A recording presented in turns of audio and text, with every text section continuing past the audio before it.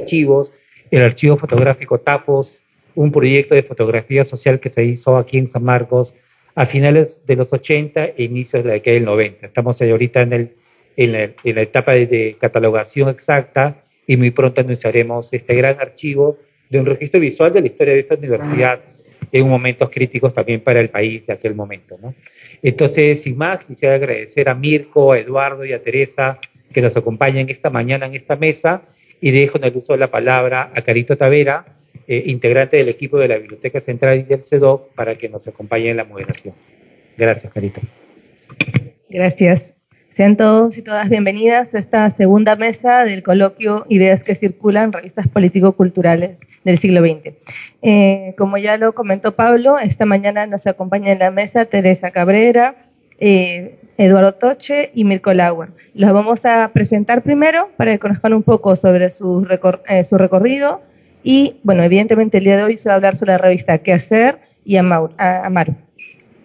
Bien, Eduardo Toche es historiador por la Universidad Nacional Mayor de San Marcos, magíster en Historia de la Facultad Latinoamericana de Ciencias Sociales Flaxo de Ecuador, investigador del Centro de Estudios de Promoción del Desarrollo DESCO, coordinador académico por la América Latina del Executive Master en Políticas Prácticas del Desarrollo, que llevó a cabo el Instituto de Altos Estudios Internacionales de Desarrollo de Ginebra. Teresa Cabrera es egresada de Sociología de la Universidad Nacional Mayor de San Marcos, investigadora del Centro de Estudios de Promoción del Desarrollo DESCO y editora de la revista ¿Qué hacer? En su segunda época. Además, se dedica profesionalmente a la escritura y a la poesía y ha realizado investigaciones en torno a la ciudadanía y el urbanismo. Por su parte, Mirko Lauer es bachiller en letras por la Pontificia Universidad Católica del Perú, doctor y magíster en literatura peruana y latinoamericana por la Universidad Nacional Mayor de San Marcos. Fue profesor y editor en el Instituto de Lenguas Extranjeras de Beijing entre los años 1973 y 1974. Fue parte del comité editorial de la revista Amaru y fundador de la editorial Mosca Azul. Ha sido docente e investigador en países como en París, México y Sao Paulo. Recibió la medalla de mérito del Ministerio de Relaciones Exteriores de la República Checa y Chevalier de Artes por el Ministerio de Cultura francés. Actualmente es miembro del editor del Grupo La República, donde prosigue su labor como periodista y ensayista. Entonces, le cedemos la palabra primero a Eduardo o a Teresa. Entiendo que es una ponencia conjunta.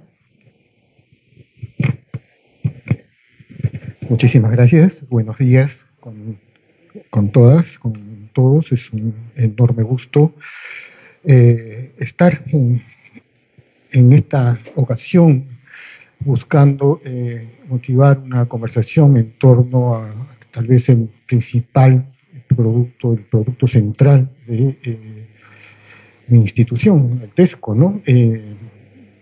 DESCO tiene 53 años de existencia y Qué hacer, ¿no? Siempre fue el centro de toda su labor, de tal manera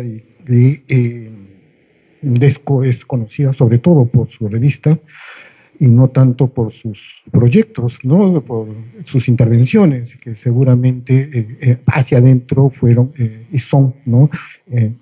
Muy importantes. Entonces, centrémonos un poco en qué hacer. Yo voy a hablarles alguna forma como entiendo cómo se concibió, por qué se concibió, qué hacer, y Teresa luego, ¿no? les comentará un poco el desarrollo, ¿no? de la revista a lo largo de las décadas de su existencia, tanto en su parte impresa como ahora en su segunda época, ¿no? como una revista digital. Bien, hacía la introducción en la medida en que es imposible desligar, ¿no? la revista de DESCO como una experiencia institucional. Entonces aquí creo que vale, ¿no? algunos aspectos, ¿no? que remiten a los antecedentes de las revistas, ¿no? que fueron claves para la formulación de DESCO como una organización, como una ONG, ¿no? Se funda en el 65 y el grupo fundacional son jóvenes cristianos, algunos de ellos, no todos, pertenecientes a la democracia cristiana, ¿no? Y todos ellos guiados sobre todo por la acción pastoral progresista de la Iglesia, ¿no? A partir del Concilio Vaticano II, ¿no? A fines de los años 50, principios de los años 60, y digamos bajo estos horizontes, grupo de jóvenes muy ávidos, ¿no? Respecto a el trabajo con la sociedad, ¿no? Empezaron a buscar fórmulas de cómo organizarse y cómo hacer, ¿no? De una manera, ¿no? efectiva este tipo de trabajo, y encuentran una serie de modelos que la propia Iglesia había estado impulsando dentro de América Latina y fundamentalmente en Chile. Es desde Chile donde se trae, ¿no? el modelo, ¿no? a, digamos, implementarse en Perú, y entre otros los que estuvieron en el momento de la concepción de la organización fue Fico Velarde, ¿no? Y bien, a partir de esto, DESCO empieza, ¿no? a, digamos, su desarrollo como organización, tiene, ¿no? en mente dos grandes espacios, ¿no? en donde, ¿no? formular su actividad, ¿no? Uno es el espacio rural, ¿no?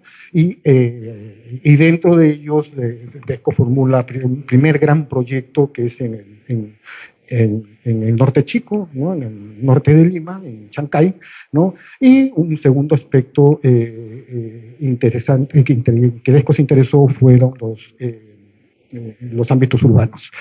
Y aquí, sobre todo, los espacios que empiezan a ser, ¿no? concebidos en ese momento como barriadas, luego como pueblos jóvenes, ¿no? luego ya como asentamientos urbanos, ¿no? Y es así como DESCO va a desarrollar su línea de trabajo muy pegado finalmente, ¿no? a una noción y a un objetivo político, y esto lo conduce a DESCO tener una participación muy especial cuando en el 68 se inicia el gobierno reformista militar liderado por Juan Velasco, ¿no? Hay una famosa foto, y estaba conversando previamente, ¿no? De Sinamos, ¿no? que denominan la aplanadora, ¿no? Y ustedes van a ver allí por lo menos a dos directores, ¿no? de DESCO. Estaba allí en esa famosa foto de la plana mayor de Sinamos, Helan Jaworski, que fue el primer director de DESCO, ¿no? y Fico Velarde, ¿no? que fue uno de los directores históricos también de DESCO, junto, ¿no? a los amigos que luego iban a formar CEDEP, ¿no? tanto Carlos Franco, Héctor Berger, creo que en esa foto no está Pancho Guerra García, ¿no? pero bueno, no tampoco hubiera estado, con toda seguridad, ¿no? también hubiera estado formando parte de esa foto, ¿no? Esto un poco para indicar, ¿no es cierto?, en dónde íbamos a, ¿no? a visualizar a DESCO, ¿no? dentro de este proceso, ¿no? Bien adentro, pero no tanto como para, digamos, afirmar de que formaba parte, ¿no? del gobierno. Y allí lo que empieza a darse es, ¿no? una situación en donde DESCO ve, ¿no? con mucha importancia la necesidad de intervenir para consolidar, ¿no? determinadas reformas que estaba haciendo el proceso de Velasco en ese momento. En primer lugar, la reforma agraria, ¿no? Entonces, DESCO amplía, ¿no? sus espacios de intervención dentro del campo rural, ¿no? dentro de los espacios rurales en el Perú. Ya no solamente va a haber el Chancay, sino también va a haber, ¿no? el Santa, a propósito del terremoto en 1970, ¿no? DESCO interviene y organiza allí, ¿no? un proyecto, ¿no? de desarrollo rural. Y también empieza, ¿no? a buscar, ¿no? cómo consolidar reformas como la comunidad industrial, por ejemplo, la reforma a la educación y una serie de publicaciones que va a difundir DESCO, por entonces van a tener precisamente ese tipo de finalidad, ¿no? Es decir, no solamente estudiar o comprender los procesos, sino sobre todo buscar, ¿no?, claves, herramientas para intervenir, ¿no?, en función, ¿no?, a los objetivos que políticamente se había planteado DESCO entonces. Y esa misma tónica se va a tener luego que sale Velasco y entra Morales Bermúdez, sino que va a cambiar de sentido. Ya no solamente ya no va a ser promover las reformas, sino defenderlas, más bien, ¿no?, frente, ¿no?, a las digamos, intenciones, ¿no?, de ir desmontándolas, ¿no?, sobre todo en el caso de la reforma agraria, ¿no? Entonces, allí, ¿no?, cuando DESCO se amplía hacia Huancavelica, por ejemplo, y otras zonas de la Sierra Central del Perú, la finalidad es ver cómo establecer, ¿no?, digamos, posiciones, ¿no?, para evitar, ¿no?, el rápido desmontaje de la reforma agraria, ¿no? Y es allí donde vamos a tener, ¿no?, el momento en que a Henry Peirce, ¿no?, se le presenta la idea de, ¿no?, hacer, ¿no?, una revista que la van a llamar luego Quehacer, ¿no? Conjuntamente con esto, como todos ustedes saben, ¿no?, hay un proceso dentro de la izquierda peruana, ¿no?, que digamos, tiene su punto más alto en la Asamblea Constituyente, ¿no?, del año 77, en donde, ¿no?, la izquierda logra una importante representación, un importante espacio allí, ¿no?, y lo que buscaban, ¿no?, personas como Peirce y los que estaban en torno a él dentro de DESCO era consolidar estos espacios, ¿no?, cómo ir, ¿no?, digamos, estableciendo criterios, ¿no?, para, ¿no?, la composición de una izquierda, ¿no?, realmente articulada y que se presente como opción política, ¿no?, en los próximos años. En el 80 ya vamos a tener ya elecciones generales, ¿no?, y en ese sentido, ¿no?, cómo buscar, ¿no?, un medio de difusión primero, ¿no?, que articule, ¿no?, los objetivos políticos de las intervenciones, de los proyectos de ojo, ¿no?, que hacer ni entonces ni después publicó ni difundió sus proyectos, ¿no? Que hacer siempre se sostuvo como un órgano más bien, ¿no?, de debate político, ¿no? Pero no era un debate político en el aire, era un debate político, creo, sostenido en función, ¿no?, a la acción, ¿no?, que tenía DESCO en función a sus proyectos, tanto en el campo como en la ciudad, ¿no? Y es así como se va a presentar, ¿no?, en este momento fundacional, ¿no? Es decir, cuando ustedes ven la presentación de Peirce, ¿no?, en el primer número, ¿no?, de la revista, van a encontrar ahí la continuidad, ¿no? Es decir, ¿no?, esta es una revista, ¿no?, que trata de levantarse sobre la experiencia previa de 15 años, ¿no?, de DESCO como una organización, ¿no?, que promueve el desarrollo. En segundo lugar, ¿no?, es una revista que trata de rescatar, ahora lo podríamos denominar, no se denominaba así en ese momento, ¿no?, los actores de este desarrollo, ¿no? Que, obvio, ¿no?, en ese momento Peirce, ¿no?, los visualizaba como los maestros, por ejemplo, que estaban movilizándose en ese momento, los campesinos que estaban resistiendo el desmontaje de la reforma agraria, ¿no?, y demás, ¿no? Los visualizaba allí, ¿no? Y en tercer lugar, ¿no?, el rol que le correspondía, ¿no?, a DESCO en estas circunstancias como, ¿no?, un espacio en donde a partir de las experiencias tanto de los actores como institucional, ¿no?, podía ofrecer elementos, ¿no?, para el debate, ¿no?, de integración, ¿no?, de un espacio político de izquierda en ese momento. Esto va a tener, a su vez, un punto también muy, muy importante cuando Izquierda Unida logra obtener el triunfo en las elecciones municipales, ¿no?, del año 83, ¿no? Henry Peirce va a ser el teniente alcalde de Barrantes, pero esa es la punta del iceberg, ¿no? El hecho es de que digamos, el apoyo institucional a este proceso municipal fue total, ¿no? Es decir, gran parte de la maquinaria de DESCO se volcó, ¿no? hacia la gestión municipal, ¿no? Y esto fue, ¿no? un momento en donde, ¿no? también, ¿no? DESCO aplicó muchísimo, seguramente, de lo que aprendió en su experiencia previa, y todo esto ustedes lo van a ver también cómo se expresa, ¿no? en la revista, ¿no? en qué hacer. Lo otro es la manera como Quehacer se convirtió en un vehículo de análisis y comprensión del proceso de violencia política, ¿no? que se inició en el año 80, ¿no? Y esto es un proceso continuo, ¿no? que nunca, nunca dejó de hacerlo durante casi 20 años, ¿no? Y esto me lleva, y aquí voy terminando mi parte, ¿no? al hecho de que Quehacer nunca se concibió como un producto de difusión,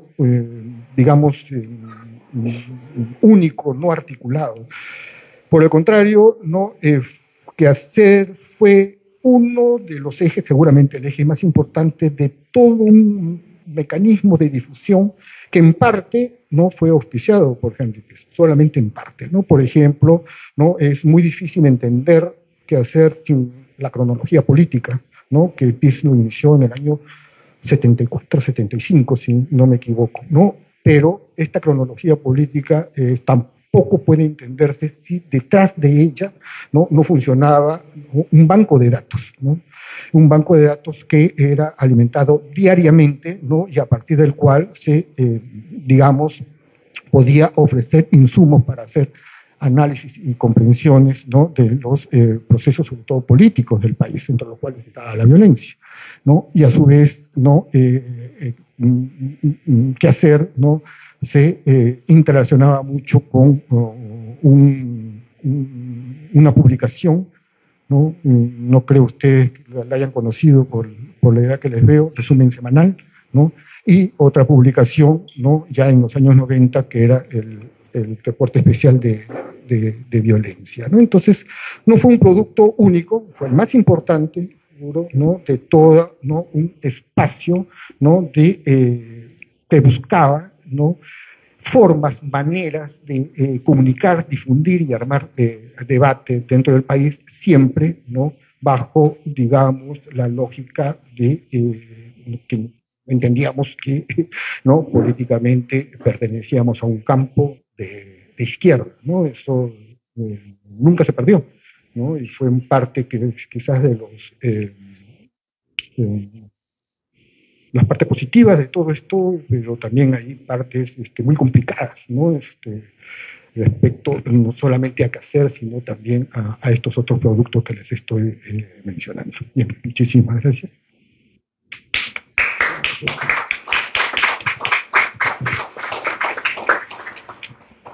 Gracias, buen día.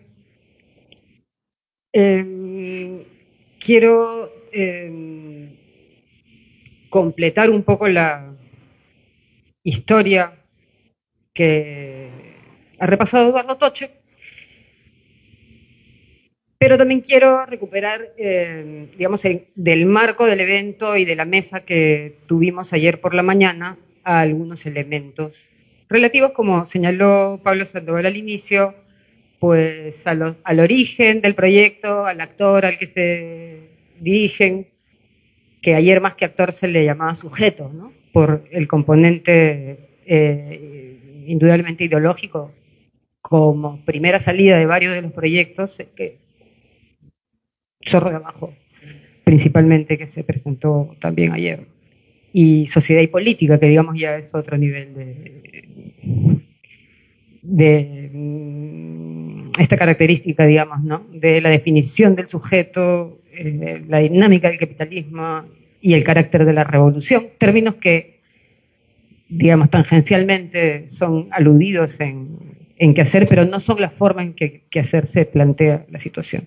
Y lo otro que quiero recuperar del marco del propio coloquio es esta idea de ideas que circulan, ¿no? que es un poco el motivo con el que están trabajando, y que me hizo echar de menos ayer, salvo en las preguntas, apareció cómo es que circulan las ideas, es decir, cuáles son las cadenas de distribución, el espacio para el que se imaginan estos proyectos impresos y la naturaleza de empresa económica de ellos, ¿no? Y por eso lo que señala Eduardo, dándole a que hacer este marco de un proyecto articulado a varias otras iniciativas de una organización no gubernamental, DESCO, una de las ahora las más viejas del país. De hecho, te quedaste corto con los años, ¿no? 57, ¿no? 57 años, y eso permite entender, este marco institucional, digamos, permite entender varias dinámicas, entre ellas esta naturaleza de empresa económica. En el caso de Qué Hacer, que es una revista para kiosco, que es una revista con precio, que es una revista con una circulación que no necesariamente, aunque también pasa, no necesariamente depende de la construcción, de los circuitos construidos solo por la izquierda. De hecho, cuenta la leyenda que el fundador de la revista, el señor Piz, conminó a los trabajadores, sea cual sea su ubicación, a identificar los kioscos alrededor de su vivienda. ¿Cuáles son los kioscos que hay alrededor? Un cierto radio de cuadras, para iniciar así la red de distribución, que luego se va sofisticando y al final casi que quedamos amarrados a una, en el buen y en el mal sentido de amarrados, a una distribuidora que llegó a poner Qué Hacer ya no en el kiosco preferencialmente, sino en las góndolas de un supermercado, ¿no? Donde seguramente también tenía un poquito de venta. Entonces, creo que parte de lo que hay que discutir, y el archivo ahora digitalizado puede facilitar esa discusión, es, digamos, este carácter de cómo circulan las ideas y cuáles son las condiciones de posibilidad de ello, ¿no? Ayer se dijo un poquito la relación de Sur con márgenes, pero yo no sé, por ejemplo, en el caso de la revista de Quijano, ¿no? O sea, o quizás sé, pero digamos, no es algo que está, digamos, puesto en primer lugar en estas recolecciones que hemos estado haciendo de las ideas que circulan, que más que si no tenemos ese componente parece que flotan en lugar de circular, ¿no? Y la circulación, digamos, es un concepto que merece ser revisado. Quería hacer ese apunte. Y otro apunte que quería hacer es que las revistas que estuvimos conversando ayer pues tienen vidas relativamente cortas, si es que cometes la injusticia de compararlas con un proyecto como Qué Hacer, ¿no? Que inicia el año 1979 y se imprime, aunque cambia su periodicidad en un punto de bimestral a trimestral, se imprime hasta el año 2014. Entonces, esa trayectoria hace que las otras queden chicas, aunque son proyectos bastante densos.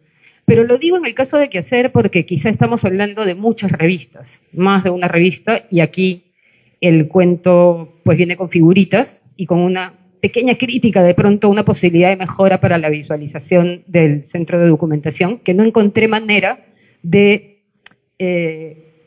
obtener vistas correlativas en el sistema de búsqueda de la revista, como que tira en las búsquedas, te muestra una, bueno, van a tener la experiencia de navegación, ¿no? Y luego te asocia varias al azar o aparentemente al azar. La asociación debe ser algo de cómo están tagueadas, pero no me da vistas correlativas. Entonces, como habíamos hecho a raíz de que en el año 2018 la institución decidió poner una segunda época de Qué Hacer y hacerla totalmente en línea, no impresa, hicimos una revisión de cuál había sido el proceso de diseño editorial de la revista, es decir, no solo el diseño gráfico, sino la conceptualización de las secciones y los niveles de lectura en la revista, para lograr una propuesta en el 2018. Ahora que están disponibles digitales todas las carátulas, pues renové esa presentación y la he minimizado solamente para mostrar que estamos hablando de distintas revistas también en este periodo tan largo de tiempo. las que ven en este momento corresponden a la primera y la última de la etapa que podríamos llamar de fundación, que es la dirigida por Henry Peace, que como bien ha señalado Eduardo Toche, define pues el momento de el nacimiento de la revista también como la culminación de un proceso que ha sido de acompañamiento de la experiencia de nuestro pueblo, según reza la editorial del primer número, y cuando dice la experiencia de nuestro pueblo, básicamente se está refiriendo al proceso de reformas del gobierno militar, y que en ese momento, pues, están en riesgo, y luego claramente la revista hace el seguimiento a todo el desmontaje de estas reformas, en particular en el campo y en la comunidad industrial, ¿no? Que es el otro tema en el que Desco también tenía trabajo a través del programa laboral, etcétera, ¿no? Entonces es difícil separar, digamos, la dimensión institucional del propio proyecto de la revista.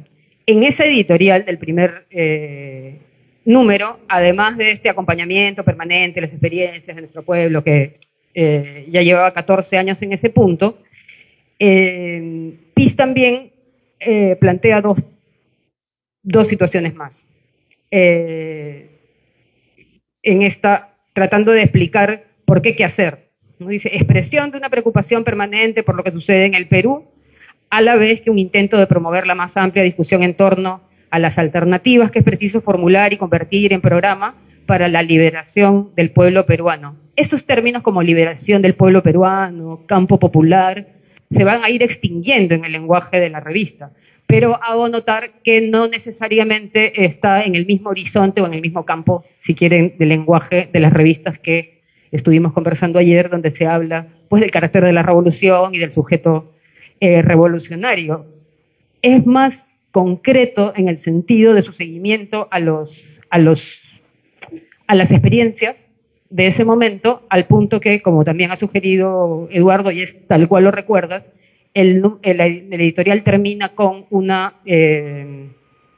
casi una dedicatoria, ¿no? Una solidaridad frente a los maestros que en ese momento se encuentran en lucha.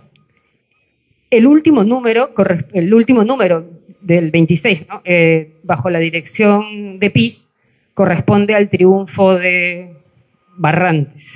Y luego voy a entrar un poco digamos, en qué ocurre en esa secuencia. ¿Podrías ir a la siguiente, Henry, por favor? Disculpen el mal gusto, pero así son las carátulas periodísticas. Corresponde al periodo de Marcial Rubio como director de la revista y de Fico Velarde como director de Desco. Las relaciones pues entre directores de revista y las instituciones que las hacen posibles pues no están libres de, no diré de tensiones porque no conozco el detalle personal, pero digamos que no son relaciones de una sola vía. El primer número bajo la dirección de Rubio es mediante un número, luego de la victoria de Barrantes, PIS va a asumir su cargo como teniente alcalde, Fico Velarde firma el número siguiente y luego los demás números salen en el postón bajo de la dirección de Rubio, salvo un número por ahí en medio de la historia donde Rubio pide licencia porque va a candidatear y Fico Velarde aparece como director de la revista, y termina ese ciclo el año 94 con el centenario de Mariátegui. Vamos a la siguiente, por favor. Peirano, del año 94 al año 97, aquí ya la situación pues es bastante diferente, solo estamos considerando el primer número y el último número de la respectiva dirección. Pues ya estamos de lleno en el momento del gobierno de Fujimori, que pues comienza formalmente en el 90, pero todos sus pelos, señales y uñas aparecen en el 92 y en el proceso de reelección, que es el que atiende este periodo de la revista, ¿no? El periodo posterior a eso que la autocracia llamó los 3 años que cambiaron el Perú, ¿no? Que de hecho sí lo cambiaron. Siguiente, por favor. el corto periodo de la dirección de Eduardo Bayón, me llamó la atención este par visual entre el primer y el último número, un hombre siempre, bueno, en un caso es una, no sé, un pensador o una justicia, ambos casos flotando, colgando, me pareció interesante, no lo he hablado con Eduardo Bayón. El siguiente es el periodo más característico, digamos, desde el punto de vista institucional, porque cubre un periodo más largo, aunque no tan largo como el de Marcial, más largo y más intenso, y con el que está más identificada la revista en la medida que, de ahí dicen año 98, pero no es verdad, hay un error ahí, es el 2014, que va del 97 al 2014 con el último número de la revista. ¿Por qué son distintas revistas? Puedes ir a la siguiente, por favor. Los tres primeros números que seleccioné para esto, y que como les digo, formó parte de esta idea de mirar cómo había sido el proceso o el diseño editorial de la revista, pues está en este espacio visual del duotono, que es algo que se encuentra en varias de las revistas de los 70, bueno, son las posibilidades gráficas en ese momento, y es una opción que toman la revista en sus tres primeros números, además de esto que les había dicho, del primer nivel de lectura, con todas las llamadas a los contenidos en la carátula misma, que es como normalmente uno diría, aspira a presentarse un material de lectura en un kiosco. Tiene que tener una cierta propuesta visual y un nivel de lectura para que uno se informe y decida pues la compra. Gracias. Y luego tenemos el siguiente momento, que es los primeros números, de hecho hasta bien entrado como hasta el número 45, quien está a cargo del diseño gráfico y de la composición de carátulas, aunque también se recurre a la fotografía, es Carlos Tovar,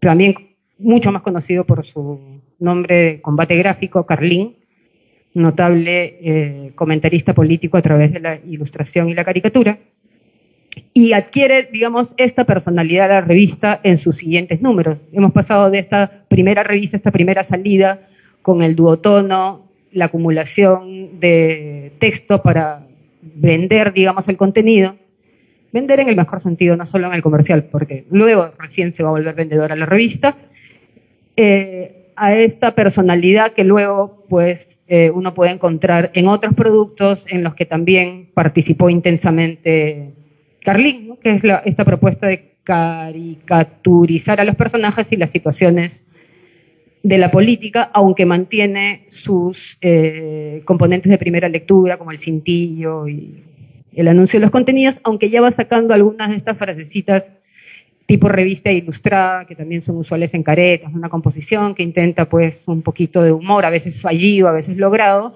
y un poco de como un tono criollo, que eso se va a acentuar más adelante.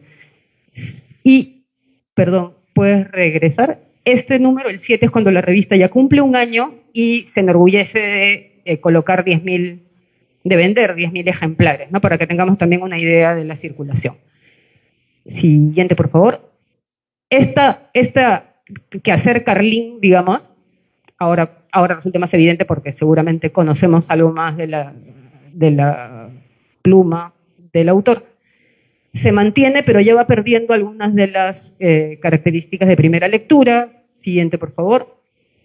Hasta llegar a este momento, que es un momento clave y que creo que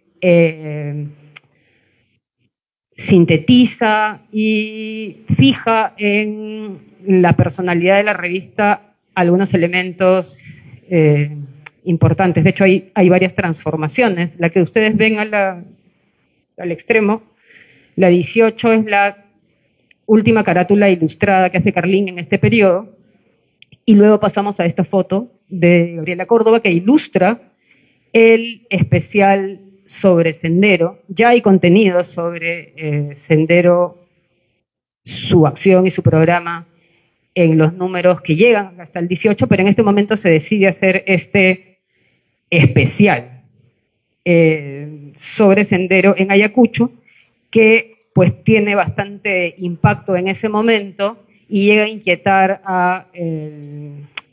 al comando de las Fuerzas Armadas, lo que lleva a la decisión de hacer la entrevista para esa resonancia. ¿Qué es lo que ocurre aquí entonces? Es que se afirma esta vocación periodística de quehacer en el sentido que van por el rebote.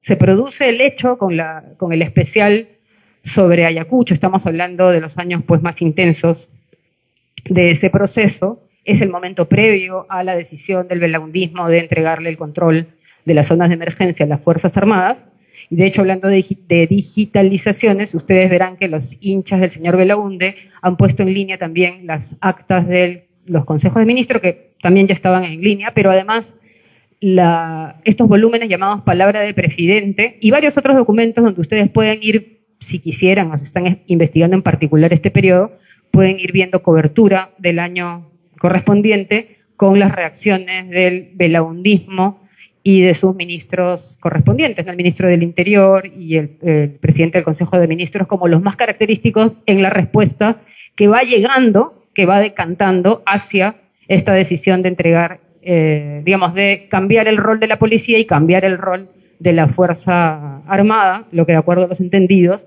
acelera, digamos, el curso de la guerra. Y espero que no me terruquen por usar el término de entonces, la guerra. Siguiente, por favor. Bueno, es la entrevista a Cisneros Vizquerra, pues, que es la que acabamos de ver, ¿no? La que marca, digamos, este dispararse de quehacer y de instalarse de cara al poder, digamos, ¿no? Lo otro, sí, no es que no tuviera resonancia, ya les decíamos, ¿no? Había vendido 10.000 ejemplares y tal, pero en ese punto, con esa entrevista, llega, digamos, a pegar, ¿no? Y trata de seguir ese tono y los acontecimientos los trágicos que se suceden, pues también van afirmando ese camino. ¿Y cuáles son los acontecimientos trágicos que se suceden inmediatamente después? Todos los que se anuncian como posibilidad en esos dos números, ¿no? En el especial sobre Ayacucho y en el siguiente número con la entrevista a General Cisneros, pues lo que podía pasar en el escenario del ingreso de la Fuerza Armada a Ayacucho. Y pues comienzan los reportes de incidentes como el de Churajay, ¿no? Que marca la revista. Si ustedes se fijan en los postones, Pedro Sánchez, una de las víctimas de Uchurajay, es al momento, además de colaborador y con otras revistas, pues también es un fijo en el postón de Desco. Ese número, el primer que ven arriba, el 21, es un homenaje visual a Pedro Sánchez, a las víctimas de Uchurajay, y a partir de entonces en el postón aparecerá su nombre como archivo fotográfico de, porque ya, bueno, él ya no va a seguir colaborando, pero la voluntad de la revista es que se mantenga allí. Y el número que ven allí es que ya lo vimos como el último de PIS, el que está iniciando la segunda fila, que es que ocurre otra cosa allí. A partir de la salida de este mundo de Sánchez y de esta cobertura más periodística, ¿no? La foto de Cisneros es de Schwartz, de Hermann Schwartz, y las siguientes también van a ser o Hermann Schwartz o, como en el caso de Barrantes, Carlos Domínguez, ¿no? Quizá, digamos, el fotógrafo para ese punto top. Y la fotografía, también compuesta, tan guapo el doctor Barrantes, corresponde a un especial, una cobertura especial de toda la campaña de Barrantes que se publica como contenido de esa revista, ¿no? Como señalaba Eduardo, la revista, la institución, sus profesionales, sus cuadros técnicos e intelectuales se meten con zapatos y todo a ese proyecto, y la revista refleja ello. Siguiente. Ahora, la cobertura de los años iniciales no es únicamente de Sendero. Cuando PIS dice años después, cuando hace un recuento sobre el origen de la revista, él agrega, ¿no? otro input, podríamos decir, para usar un término un poco guachafito, que lo que marca la revista, además del ingreso de las izquierdas a la legalidad democrática, es un seminario que él organiza, obviamente, Democracia y Movimiento Popular, que él organizó y que todo pues, fue publicado en la revista, pero lo interesante es que eso abre una pista en la cual esto que se llamaba Movimiento Popular va a ser cubierto en sucesivos números de la revista, y ahí es donde aparece un personaje también clave para la revista, que en ese momento pues escribe todo sobre el movimiento popular, que es Eduardo Bayón. En el número 3 aparece otro personaje característico de la revista, que es José María Salcedo,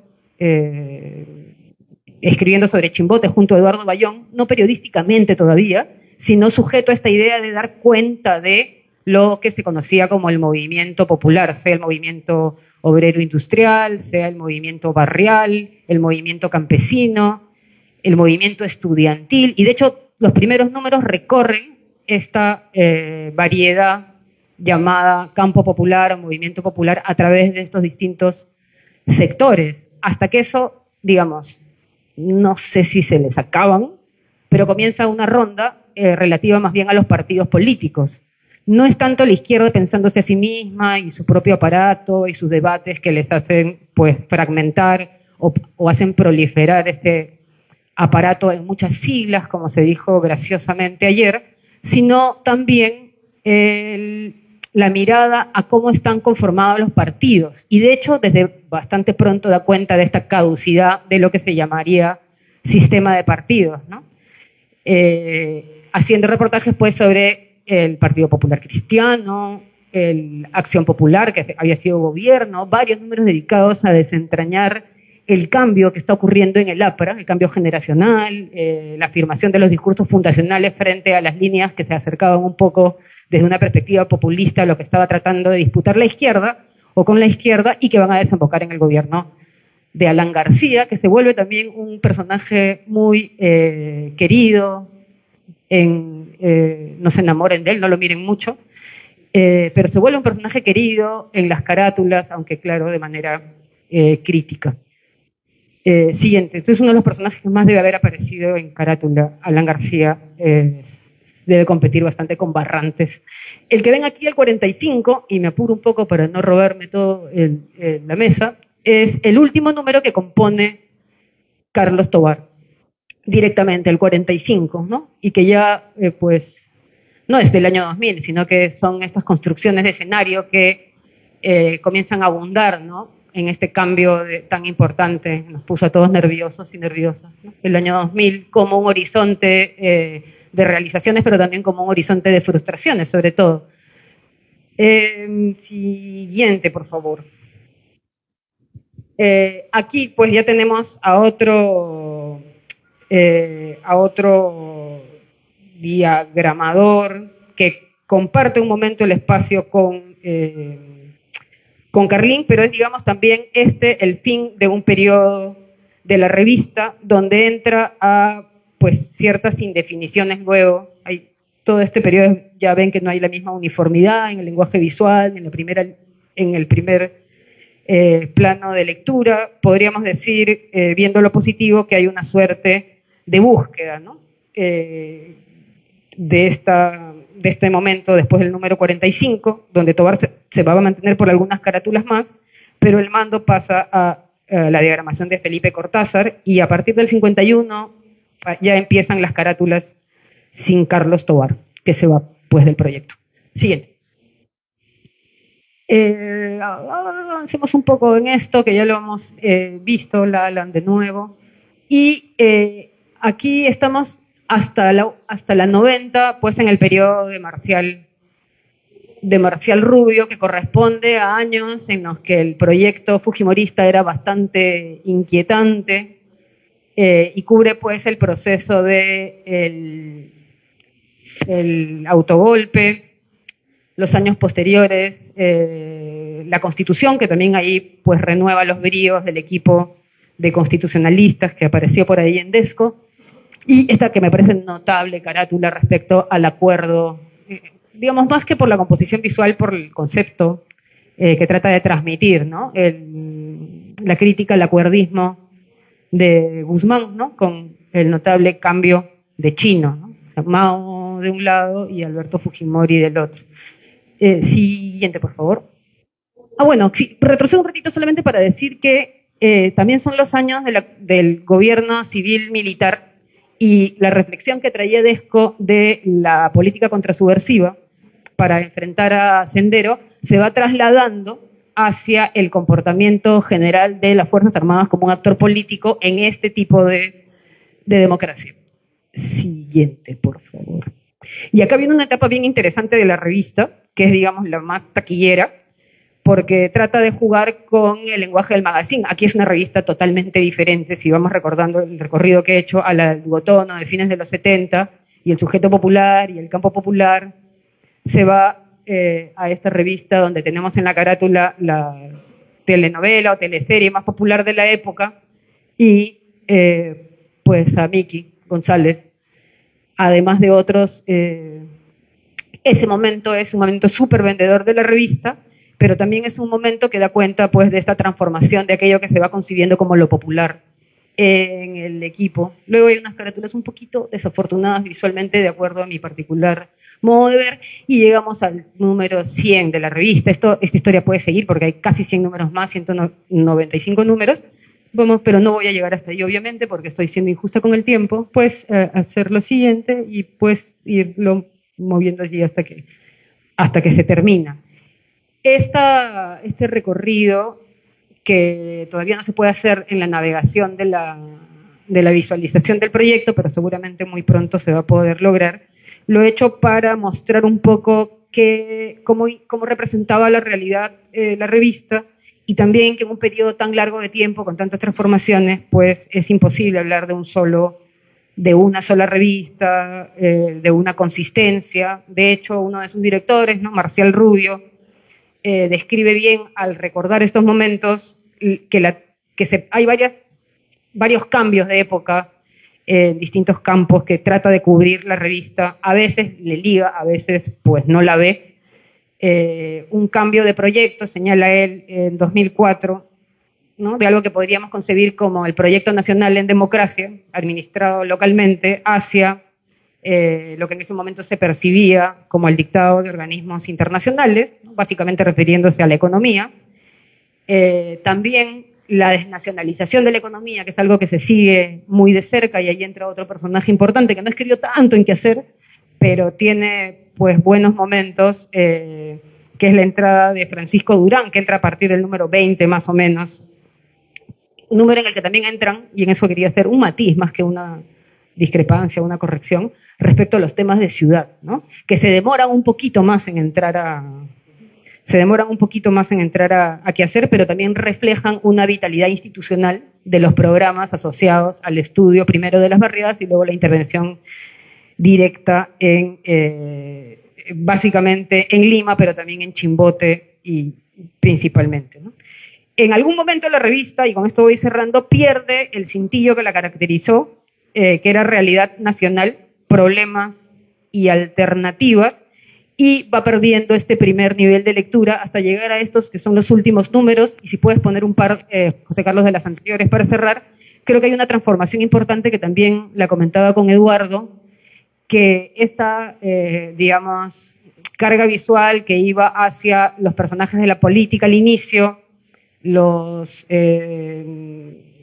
situaciones críticas relacionadas a la guerra y a la guerra contrasubversiva, ¿no?, básicamente en este personaje que es un senderista al que nunca se le ve el rostro propiamente en la revista, y los militares, luego a estas distintas representaciones de lo popular, llegando incluso a la televisión, ¿no?, que era algo que al principio hubiera sido muy resistido. De hecho, también cuenta la leyenda que hubo discusiones hasta si le ponían o no le ponían un homenaje a John Lennon, que sí se lo pusieron. Hay como un traslado de muchas de las ideas sobre los aspectos críticos de la realidad nacional al cuerpo y a la piel, basados en la inclusión del trabajo de la fotógrafa Ana María McCarthy, y ven, es algo muy inquietante, no por la desnudez de los cuerpos, sino porque en varias ocasiones aparecen cuerpos de mujeres maniatadas, sobre las cuales se inscriben los textos de la revista, a veces para dar cuenta de aspectos críticos como la corrupción o la violencia, y a veces para dar también cuenta de cosas más positivas que generalmente se van a representar con algún exotismo de lo nacional, como fiestas tradicionales, algunos territorios, pero es un momento en el que la revista ya ha desestimado hacer este primer nivel de lectura que sería característico de una propuesta para revistas de kiosco, y pasa a un espacio en el que al final el director pues asume que efectivamente no es algo a lo que había que dar continuidad, y para lo cual también, hablando de la empresa económica, pues ya no había el financiamiento holgado que hubo durante muchísimos años y que hizo posible este curioso proyecto con tantas distintas presencias. Disculpen que no estaba muy concentrada para tomarme el tiempo, menos tiempo del que me he tomado. Gracias por la comprensión.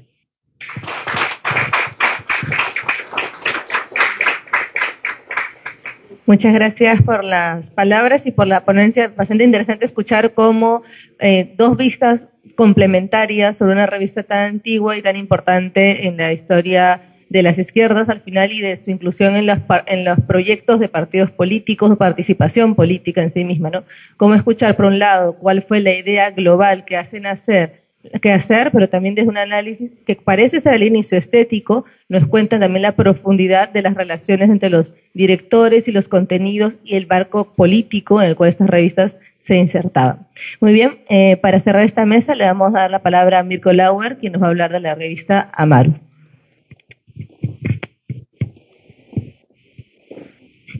Buenas tardes. En el entendido de que Amaru no ha circulado mucho y ya tiene muchos años de circular y que no todo el mundo ha visto un ejemplar, yo he traído uno para pedirles que lo circulen. Los que no lo hayan visto le echen una rápida mirada para que le alcance a todos de ver de qué cosa estoy hablando, ¿no es cierto? Hubiera sido fácil enseñar solo la carátula, pero eso suele ser epidérmico en muchos sentidos, ¿no? Bueno, yo me siento un poco descolocado. Yo fui invitado para hablar solo de Amaru. Y la descolocación no es porque me guste la exclusividad o hablar solo de una revista, sino porque no se me ocurre una distancia más grande que la que puede haber entre Quehacer y la revista Amaru.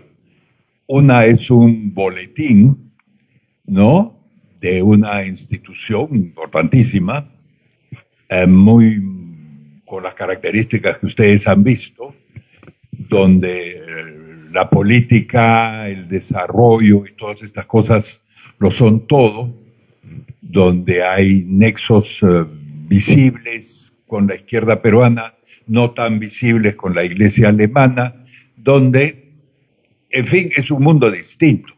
Frente a ese mundo, la revista Amaru parece candorosa.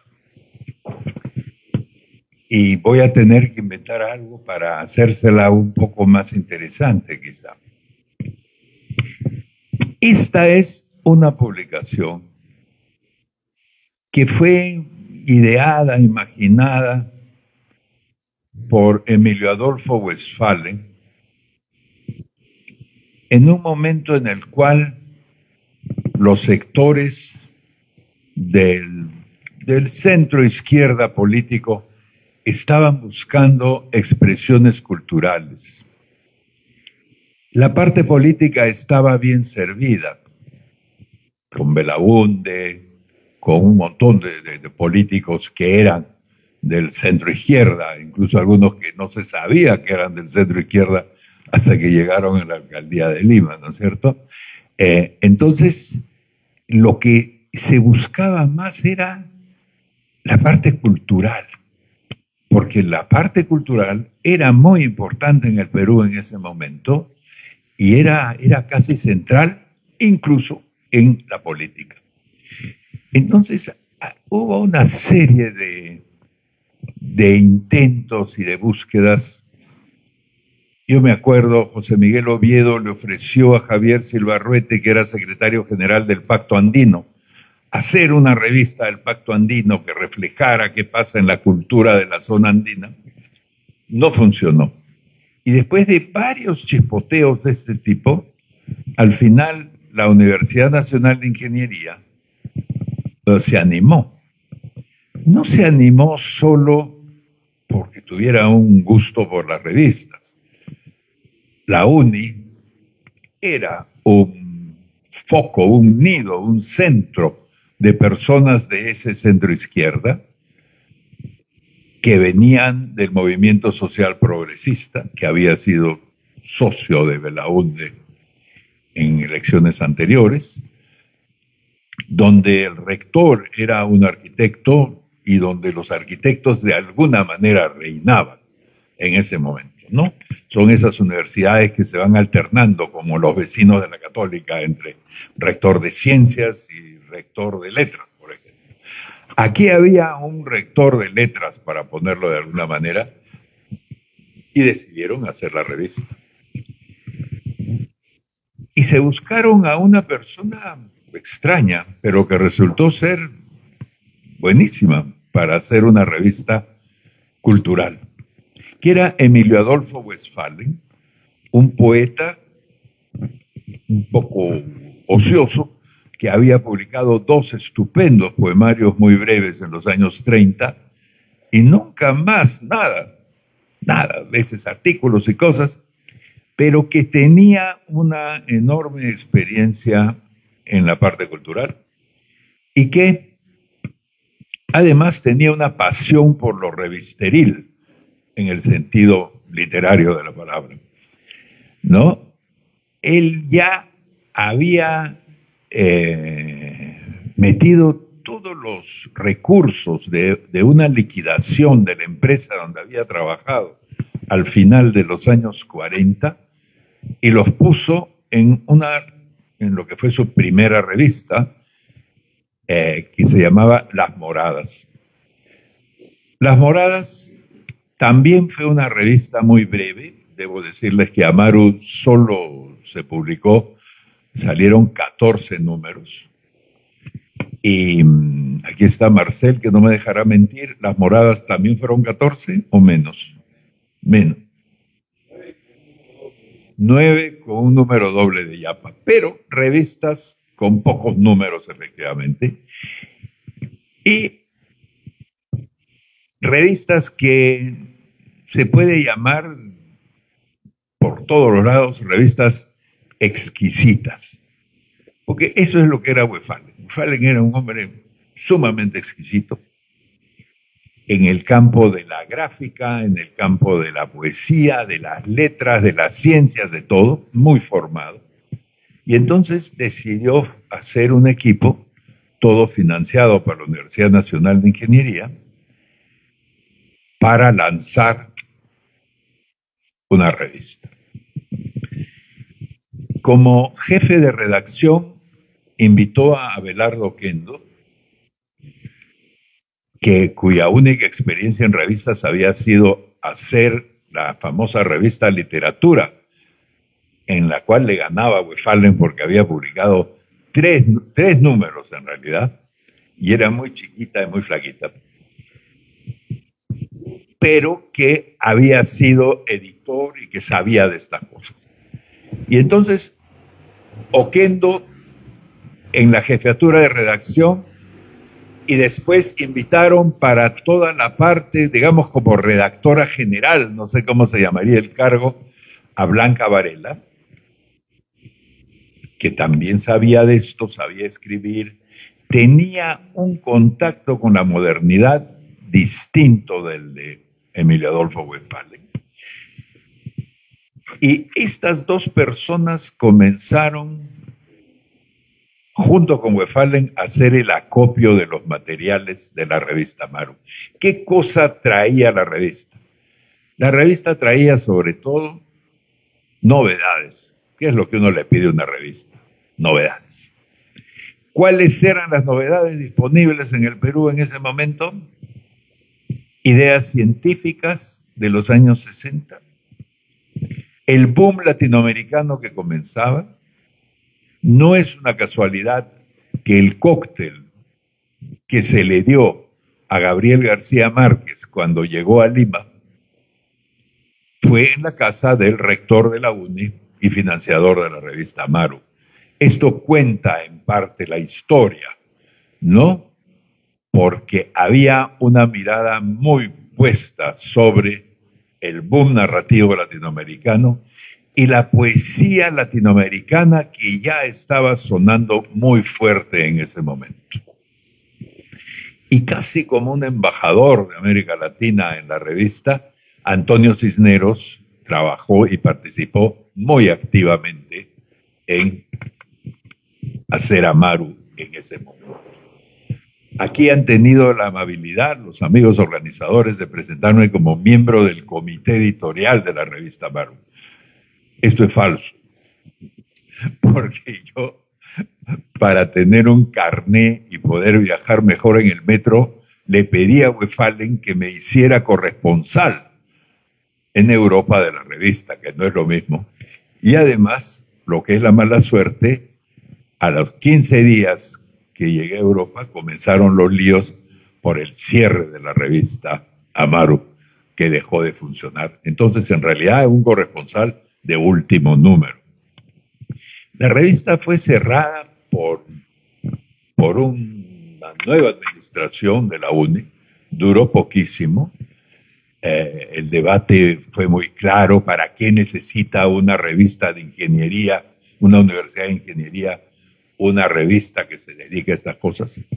Y sin embargo, cuando uno revisa los números, la relación de Amaru con la ciencia, con las ideas y con el pensamiento que no es el de las bellas artes, es muy intenso, muy fuerte, porque Wefalen era un hombre de esas cosas. Le interesaba mucho lo nuevo en filosofía, en matemáticas, en una serie de cosas.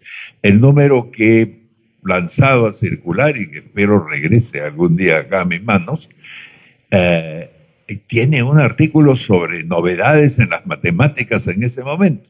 Entonces era ese tipo de revista, y era un tipo de revista que no habíamos visto, y lo más parecido a esa revista en realidad fue pues La Mauta de Mariátegui, que era una revista que buscaba la novedad, que buscaba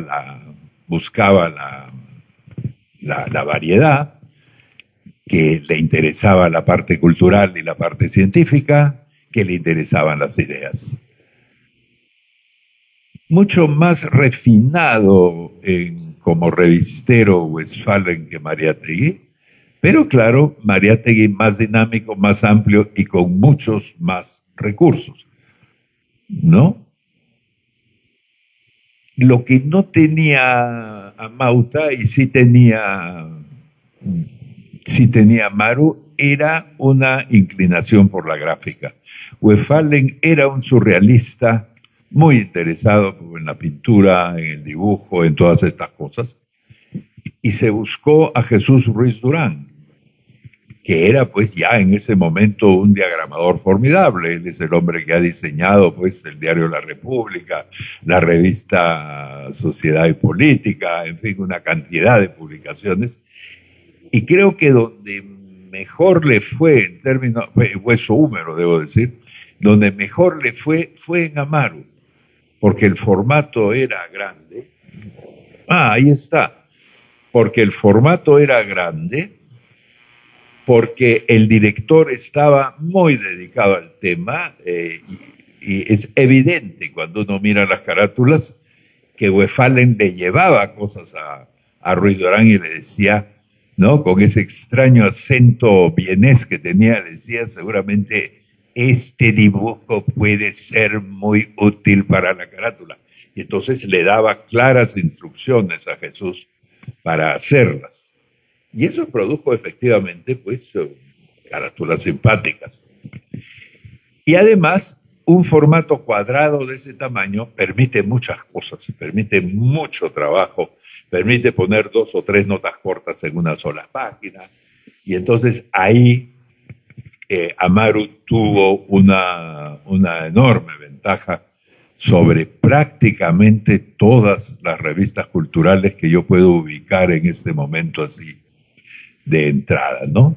Revistas como el propio Quehacer, o la revista Hueso Húmero, o la revista Márgenes, creo que se llamaba, ¿no? Son revistas que sufren mucho un formato chiquito, ¿no? Porque se vuelven, en el fondo, es casi inevitable revistas tipográficas. En eso Amaru fue un paso adelante y funcionó muy bien.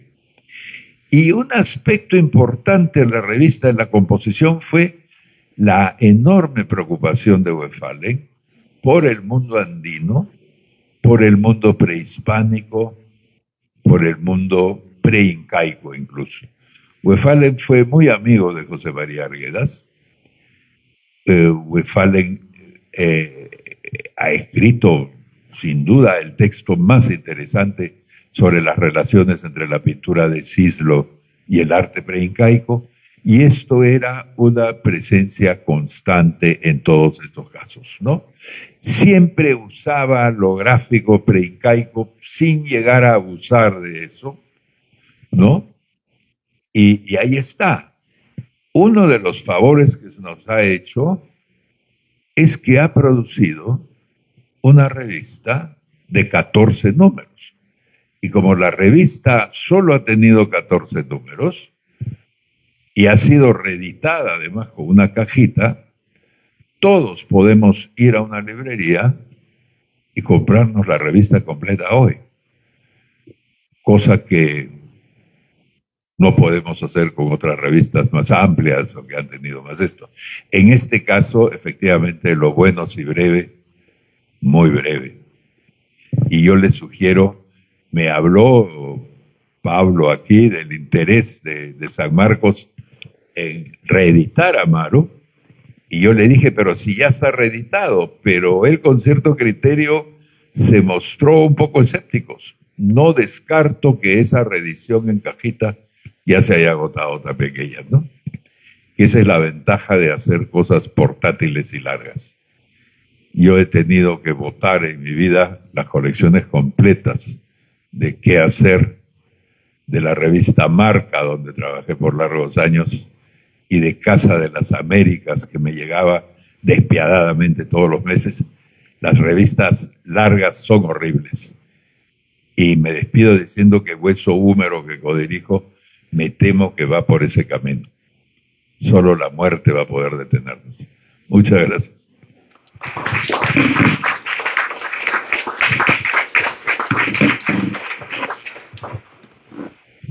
Muchas gracias por la presentación y las palabras y esbozarnos un poco más sobre una revista de un tono completamente distinto y cultural, ¿no? Que nace desde una universidad que podríamos pensar que no está muy acorde a estas líneas artísticas, pero que en su momento un espacio para la revista.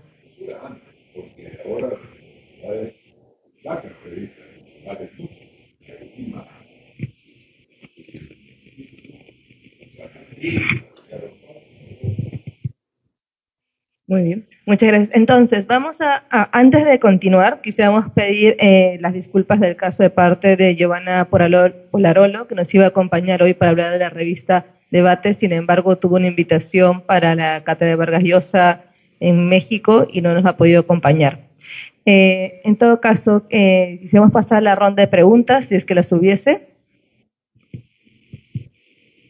Okay.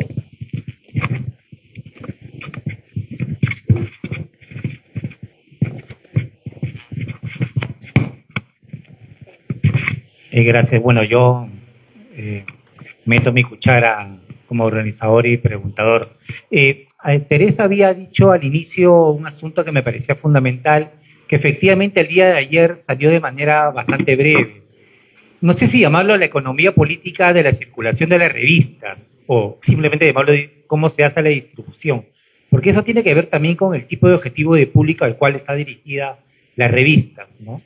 Entonces, aprovechando que Mirko también está en la mesa y que quizás estuvo mucho más involucrado con la revista que se discutió ayer, que fue Sociedad y Política, si tuviera algunas ideas de finalmente qué se hacía con la revista, quiénes compraban la revista, cómo se producía la revista, para ver un poco también los tinteros de la organización, no solo de las ideas, sino también algo así como la vida material de una revista. No sé si, o de Amaru mismo, también podrías decir algo al respecto, aunque nos estás confesando que estuviste solo en el último tramo, ¿no? Y lo mismo le preguntaría tanto a Eduardo como a Tete, cómo resolvieron esas distintas etapas largas de qué hacer con ese asunto más de la revista Objeto y su circulación, ¿no?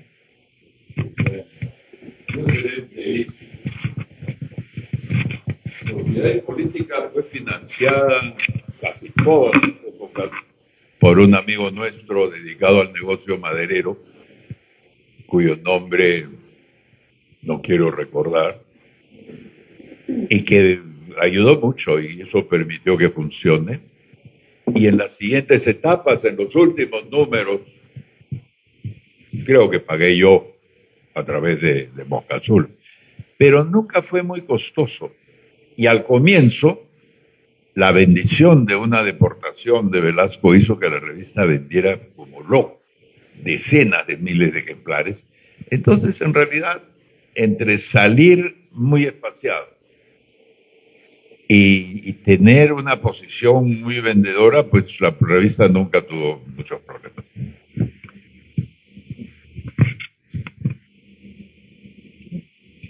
Dinero, qué horrible. Cooperación alemana, cooperación holandesa, directamente al proyecto de la revista, luego, el caso de, estoy hablando de qué hacer, ¿no? Luego, pues el financiamiento de los proyectos mismos de la ONG, aportando al mantenimiento de la revista, en ese sentido, un proyecto institucional, lo que supuso una variación también de los contenidos, porque los programas que aportaban a la revista querían también ver reflejados en ese sentido. Diría que sí, eventualmente hubo una tensión entre ser una revista y ser un boletín, como se ha dicho, ¿no?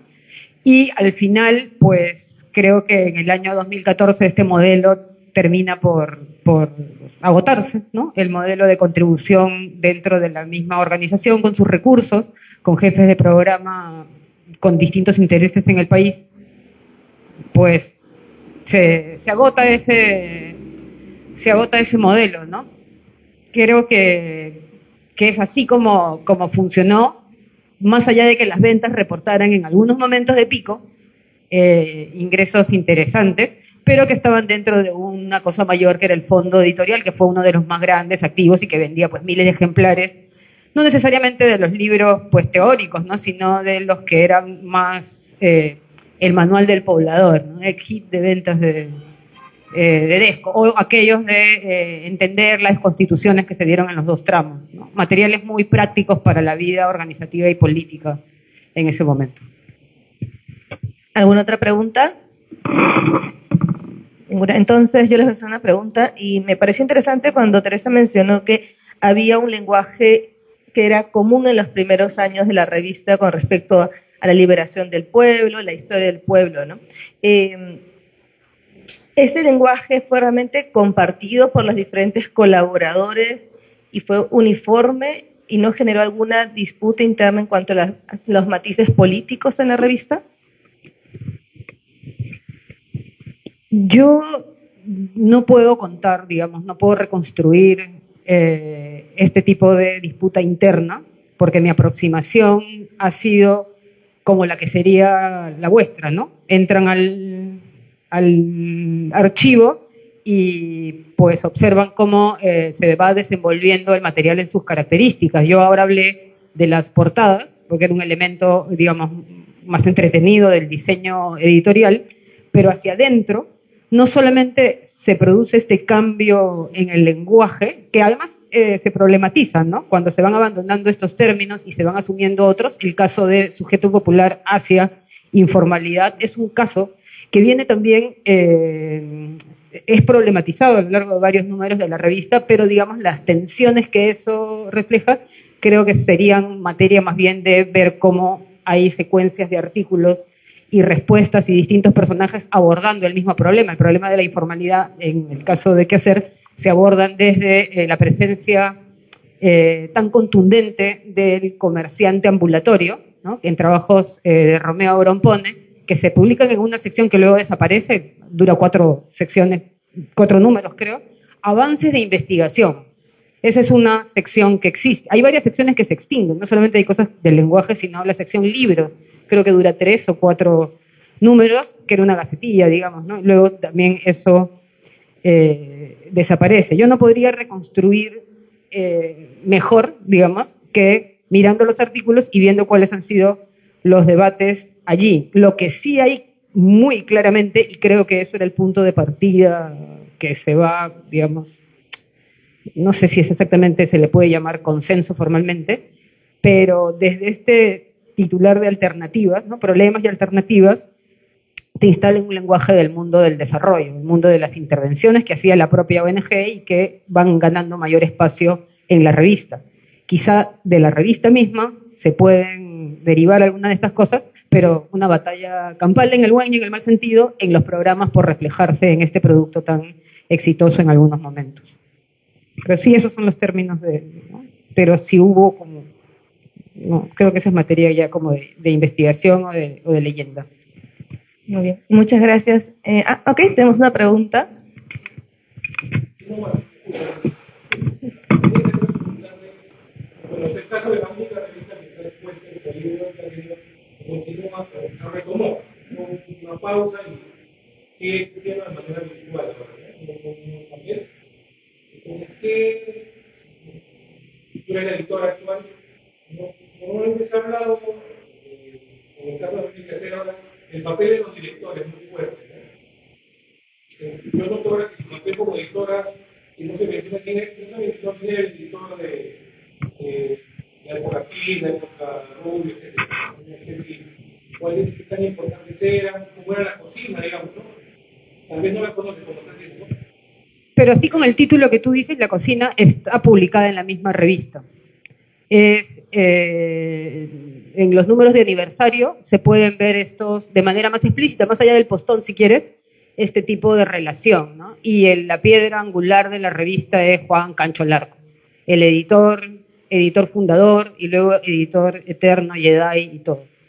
Él es digamos, el espíritu presente en toda la construcción de la revista, el que escribe los artículos en el sentido editorial, digamos, y el que trata, digamos, de transformar en algo legible lo que venía de la jerga, pues, de las ciencias sociales, porque esta es una revista donde escriben sociólogos, historiadores, antropólogos, economistas, con mucha de su jerga que trata, pues, de Cancho y logra, ¿no?, llevarla a este empate con el lenguaje más periodístico. Esa invención no se puede, digamos, en una intervención en la que abusé del tiempo, contar todas estas dimensiones, pero es gracias, Ivo, porque es fundamental la figura del Arco, pero además también hay otro nivel, además de los directores, que fue este vistazo por arriba que he dado, que ustedes lo pueden reconstruir o solicitarla si quieren, porque la base de datos existe, que también hay un nivel de el involucramiento de los que se llamarían redactor y redactor principal,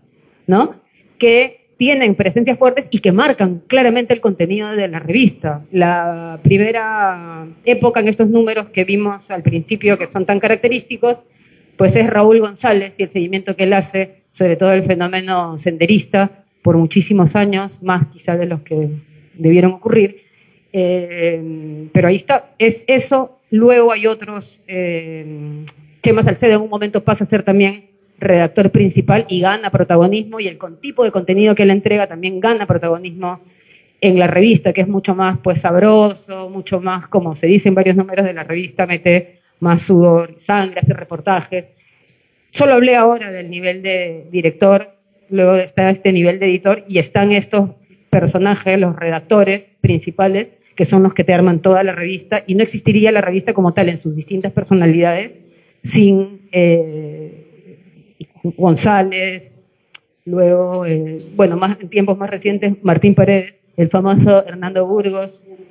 Sí, existe eso. Yo he hecho eso para ese diseño editorial. Si alguien lo necesita porque está investigando algo muy particular, puede obtener esa secuencia. Y quería decir algo más, perdón.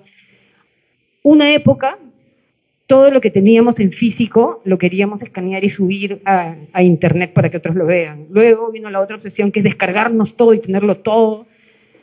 Ahora creo que el esfuerzo que está haciendo el fondo editorial es democratizar estos materiales, en el sentido de que no dependamos, digamos, de algún coleccionismo o de, pues, ediciones que pueden resultar un poco privativas, ¿no?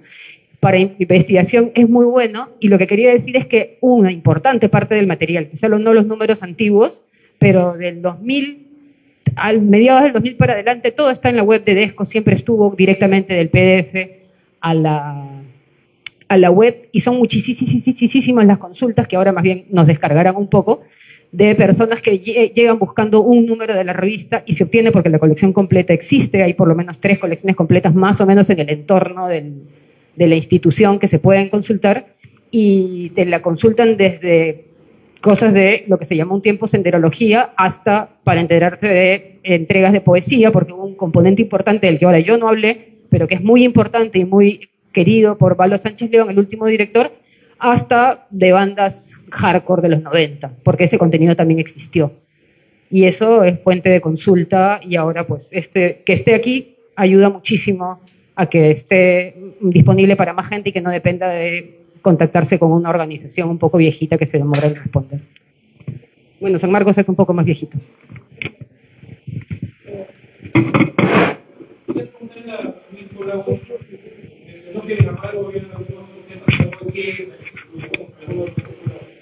Pero también estaba en ese momento su revista hermana o prima, Tecnia. No sé si convivieron al mismo tiempo en la uni, que era el mismo formato, cuadrado, no sé si recuerdo. ¿No? Quería saber si de repente esa revista, a su vez, incluía algo ajeno a la ciencia, a la ingeniería.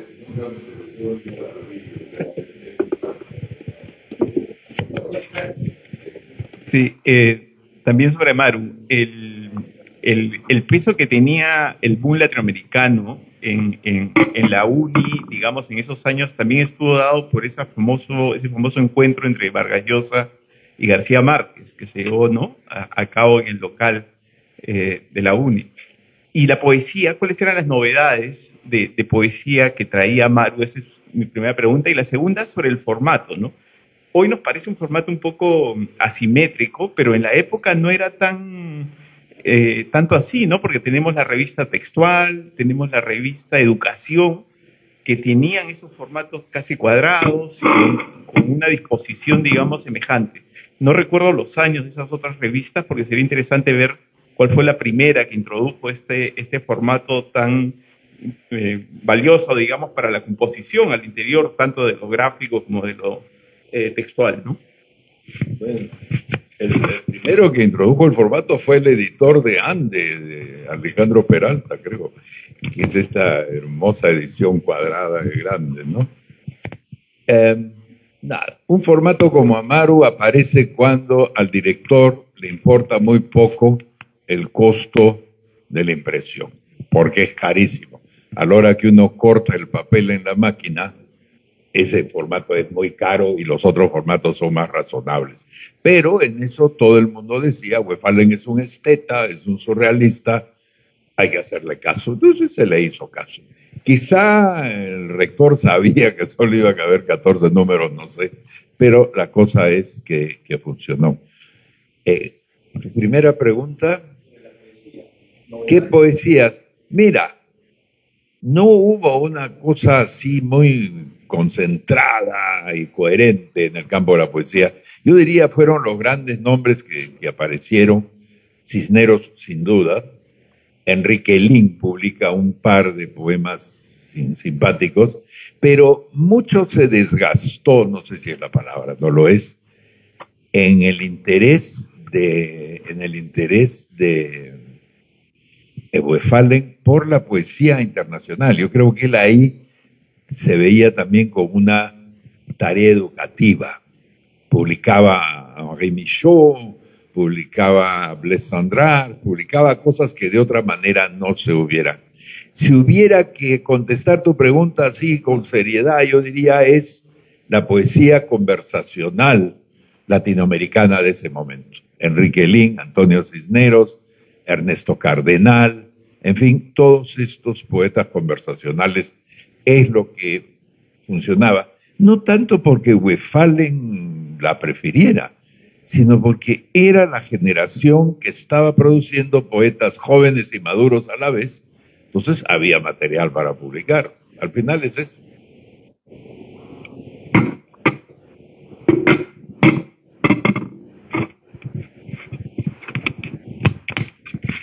Otra pregunta para Mirko Lauer respecto a la revista Maru.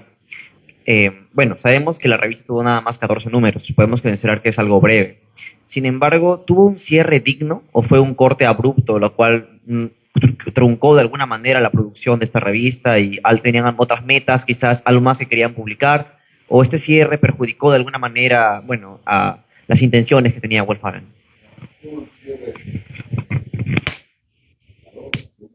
Cuatro, ahí. No, tuvo un cierre indigno, sin duda alguna, porque fue cerrada por un señor de apellido Noriega, que era un insigne odriísta que había logrado un alto cargo en la UNI, y entonces decidió cerrarla con el argumento que ya mencioné. ¿Qué hacen estos poetas conversacionales en una universidad de ingenieros? ¿No? Ha habido momentos en que me he sentido culpable porque para el último número convencí a Wefalen que se publicara un pliego entero de avisos de la reforma agraria donde yo trabajaba y que eran los afiches de Ruiz Durán, que quedaban muy bonitos. Y hay noches de verano que pienso, eso fue lo que terminó de irritar al odriísta y causó el cierre de Amaro, probablemente.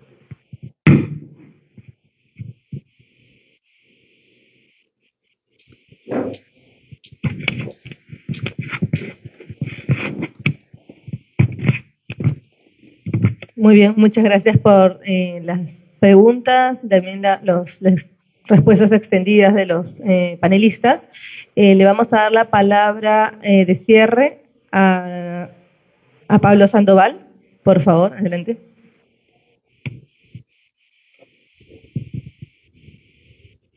Ya, bueno, muchas gracias. Bueno, ya estamos en el cierre de estos 2 días de coloquio, que creo que ha sido una buena oportunidad para poner, bueno, como dice un poco el título de este coloquio, ideas que circulan, digamos, ¿no? Y lo que nosotros esperamos con esta propuesta de armar un proyecto de circulación de las revistas es precisamente que quede a disposición de los y las lectoras un acceso libre, gratuito y democrático a estos productos culturales, ¿no?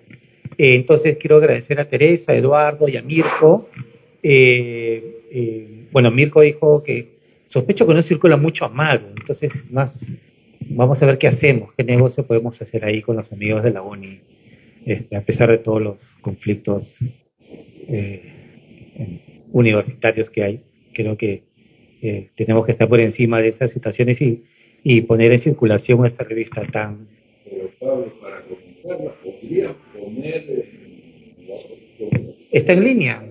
¿Está en línea Sí, completo, sí. Ahí está el fetiche del impreso también. Sí, sí, claro. De hecho, una de las cosas que estamos también, quería aprovechar para también un poco ampliar un poco el brochazo de lo que estamos impulsando con las revistas, es buscar también revistas de grupos literarios, culturales, de distintas regiones del país, ¿no? Hasta el momento tenemos un sesgo demasiado limeño quizá, ¿no? No voy a decir otro adjetivo, pero demasiado limeño, pero creo que también podemos recoger una pluralidad de, como diríamos ahora, emprendimientos culturales de distintas regiones que fueron importantes en su momento y que es necesario incorporar, visibilizar y registrar, digamos, ¿no? Porque son también lenguajes distintos, objetivos públicos distintos también, y con circuitos de distribución también distintos a los que usualmente ocurrían aquí en Lima, ¿no?